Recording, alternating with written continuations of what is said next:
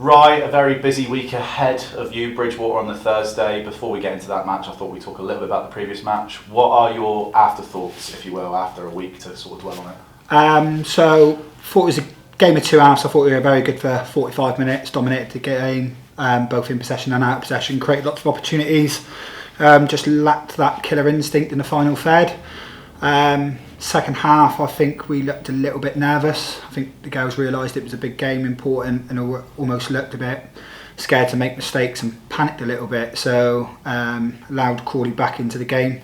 Football has a wonderful way of biting you in the backside sometimes. Shy a great shot, hit the inside of the post, and 30 seconds later they're down the other end and equalise. And I think we didn't really play any football after that. It was a very scrappy game and almost suited Crawley a bit. So it took them to go 2-1 up for us to actually settle down and try and play again.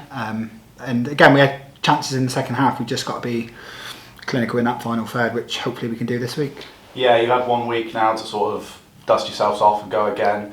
Looking into the next 2 games now, it's going to be quite of a challenge having them so close. How confident are you with the side being able to get the 6 points, if you will, this week ahead of 2 really close fixtures? Yeah, so we'll go into these games full of confidence. We know we're a good side. We've just got missing that final piece of the jigsaw in that final third. So we've done some work on that. Obviously, we've looked into how Bridgwater have played, and obviously they got a new manager come in. So we know Grant will have them well structured. So we've just got to try and exploit their weaknesses and focus on what we do well, and hopefully put the ball in the back of the net. And I think the result will be a positive one on Thursday.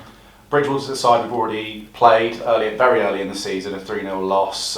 Looking back on that now, the team's changed an awful lot. What are your thoughts going into that match specifically? I think some of the earlier games, if we look back, we were good for 45 minutes and not good for 45. So I think that Bridgwater game was poor earlier in the season. I think that was one of the games where I look back and think, did we get what we deserved? And that's probably, I'd go yes. But like you've just alluded to, the team has changed quite a lot. We've brought in some quality players since then, and the team's gelled, and we've had some positive results. So confident we can go in there, and as long as we play as well as we can for 90 minutes, then I'm confident we can get 3 points.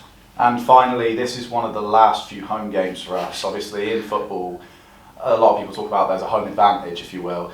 Although it's at the waterways, how vital is it going to be getting people behind you for these next few important games? Yeah, so obviously when we've had the games at home park, we've had big crowds in, and the performances have gone up a notch. So hopefully we can get a big crowd at the Waterways Stadium at Saltash on Thursday night, and it's been a bit of a lucky stadium, that one, for us since we've been at the club, and we've always seemed to play well there. So hopefully the girls can carry on that on Thursday, get a positive result, and then take that into the game on Sunday against Cheltenham. Well, best of luck for this week, and specifically Thursday, right? Cheers, Jake.